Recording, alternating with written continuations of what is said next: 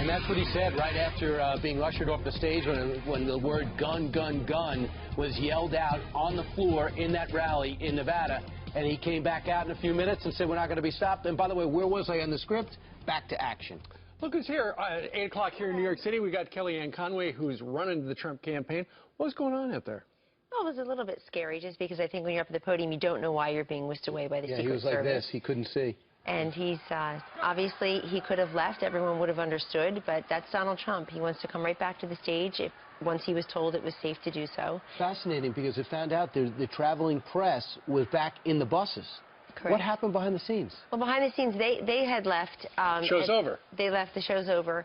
And this protester, we're finding out this morning, is he's a Democrat, I'm told. Hillary supporter. A Hillary supporter. And so people are trying to spin it, Brian, that, oh, well, this is the kind of action you get at your rallies when you say certain things. This guy was a Democrat, probably a plant. And look, I just think it's a microcosmic example of how desperate they're becoming. They're following us all over the map. We're scrambling the electoral map. We're playing follow the leader with us in the lead. For all the bluster over the last couple of weeks of the race is over, and we're going to turn Texas and Georgia from red to blue. They're back in Michigan today. She's got Barack Obama going to Michigan, Bill and Hillary Clinton. They were just in Wisconsin. They're practically taking up residence in Pennsylvania, New Hampshire, all so-called blue states, where we are either leading or tied. What is your internal polling telling you about what is going on in Minnesota and in Michigan? So we hadn't been in the field in Minnesota in a while, and based on some stuff we were getting back from the ground, we did a quick poll in Minnesota, down 3 points, so we thought, let's go to Minnesota. It's the same type of trend that we saw happening in Michigan, Wisconsin, New Hampshire, Nevada weeks ago.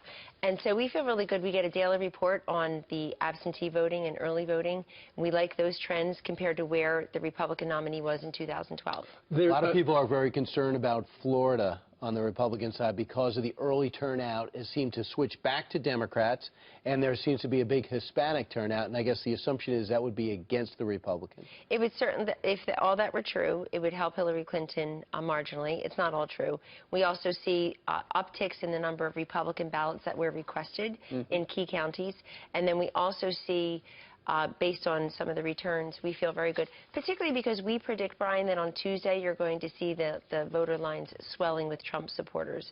And look, you see this momentum and enthusiasm, it matters. Why? Because Trump voters and the rest of America had been told for 2 weeks, the race is over, the path is closed, and there they are lining up for hours. It looks like, frankly, it looks like Obama 2008 all over again, plus. You know what's interesting, too? The early voting. A lot of people went to the polls at the beginning of October in the state of Nevada. That's before the FBI reopened the investigation on October 28th, that Friday. Obamacare collapse. Before Obamacare collapsed, and before this story this morning of Hillary Clinton's maid having all the access to her emails and printing out emails.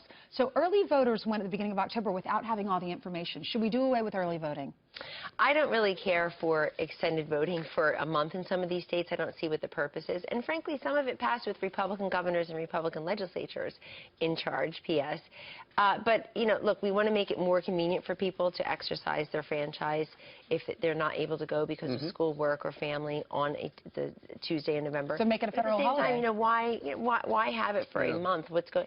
And by the way, early voting generally favors incumbents, particularly down ballot, because you have the resources and you have the name identification to actually get your message out. It really hurts challengers, and so that goes right against what Americans tell pollsters, which is I like term limits.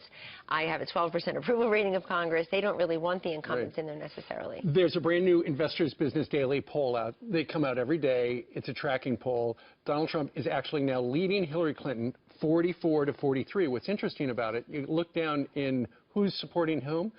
90% of Republicans now are supporting Donald Trump. He's got 41% of the independents. So the message that Donald Trump and Mike Pence have had all along where, hey, Republicans, time to come on home. Yes. They're coming home. They're coming home. That number was in the 70s not so long ago in terms of 75, 78% of Republicans.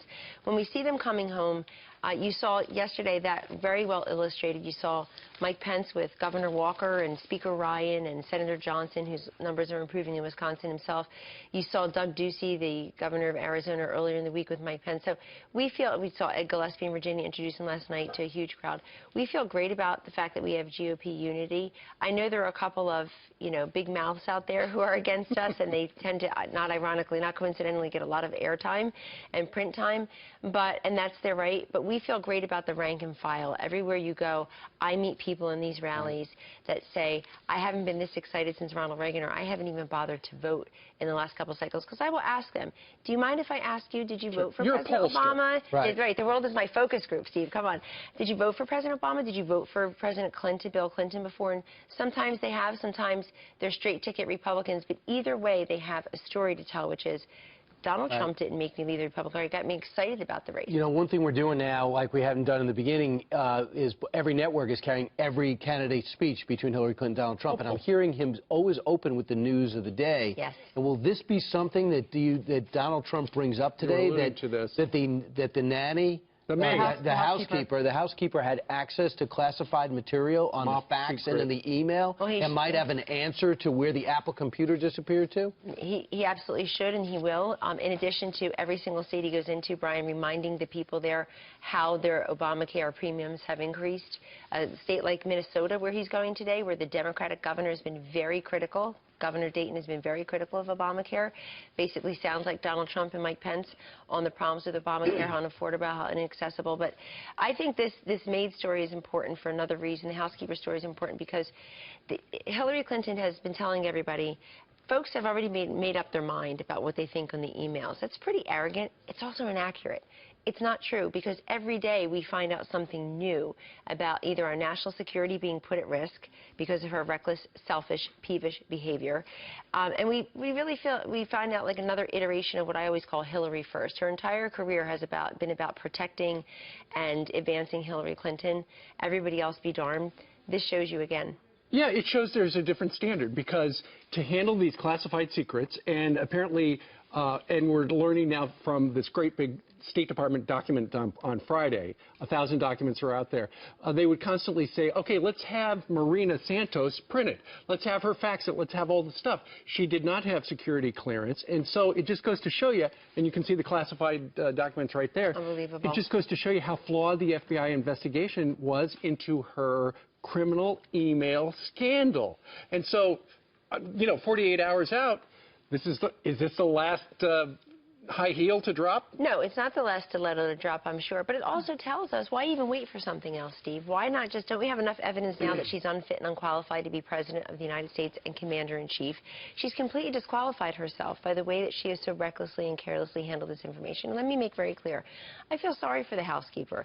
These stories are not about the housekeeper. She wasn't reckless in her handling of it. In fact, she's doing a great job. That's right. She's doing a great job. The issue is not FBI Director Comey. The issue is Hillary Clinton. That's who's running for president. That's who put your security and your family's security right on the line, jeopardized it, basically, again, for petty personal reasons. The idea that the Democrats are running around saying 650,000 emails, they may all be duplicates. Really? I mean, even if 100,000 of them are of Anthony Weiner's parts, then we're down to half a million. Sorry, it's a family show. It's early on a Sunday pre-church. Remember when Donald Trump's been on the campaign trail talking about how bad Obamacare is, and Bill Clinton said, "Yeah, it's the craziest thing I've ever seen." We agree. We've ever seen. Well, then Donald Trump's also on the campaign trail saying the system is rigged. Well, it turns out Bill Clinton thinks so too.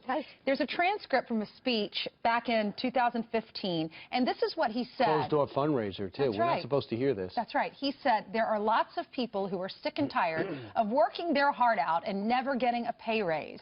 And so they think the political system is rigged against them, which it is to some extent.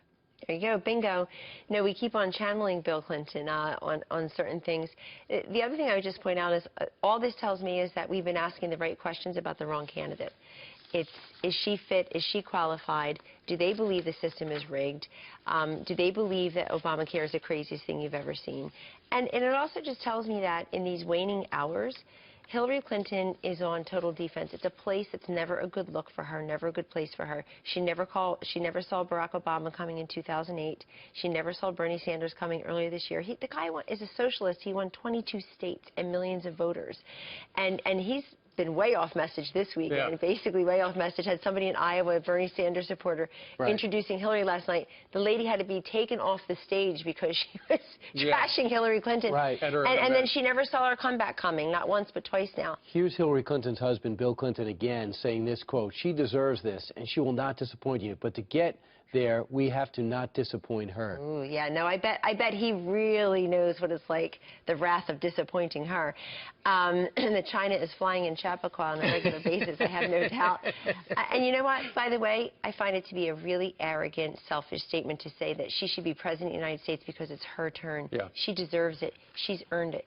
Why? By staying with him, by trying to clear the field of other Democrats who wanted to run. Sure. And it's just, that's not how we pick a president, ladies and gentlemen. That's not democracy. It's not a monarchy. It's not who's next in line. But by the way, the royalism that portends usually infects the Republican Party. Who's next in line, who lost to the person, who lost to the person who won. And I'm so thrilled that this year we have a nominee who earned it fairly and squarely, who took his message directly to the people and came out of nowhere literally. Absolutely. They're the ones trying to fight against the grassroots, saying, why did you give us this turkey? Let us just ask you a real quick extra question. Right now, Donald Trump has the momentum. The polls indicate that. You see the crowd's gigantic.